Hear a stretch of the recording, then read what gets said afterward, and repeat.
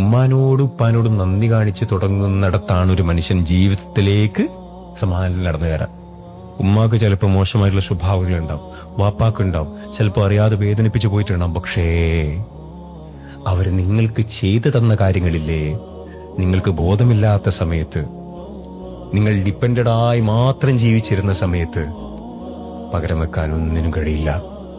ആ ഒരു ചിന്ത ഒരു മനുഷ്യന് വന്നു കഴിഞ്ഞാൽ സ്വർഗം അയാൾക്ക് എളുപ്പത്തിൽ നേടാൻ കഴിയും. കാരണം വാർദ്ധക്യത്തിലിരിക്കുന്ന ഉമ്മ വാപ്പ ഉണ്ടാവാന്ന് പറഞ്ഞ ആ മനുഷ്യനെ സംബന്ധിച്ചിടത്തോളം അയാളുടെ സ്വർഗം അയാൾക്കറിയാം.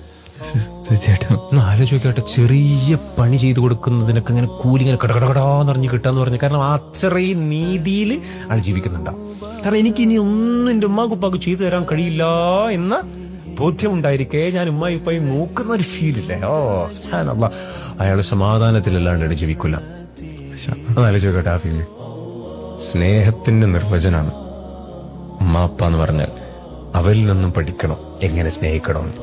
എന്റെ ഉമ്മ എന്നെ സ്നേഹിച്ച പോലെ എന്റെ ഭാര്യയെ ഞാൻ സ്നേഹിക്കുന്ന ഒരു ദിവസമില്ലേ, എന്റെ ഉമ്മ എന്നെ സ്നേഹിച്ച പോലെ ഞാൻ എന്റെ മക്കളെ സ്നേഹിക്കുന്ന ഒരു ഫീലില്ലേ.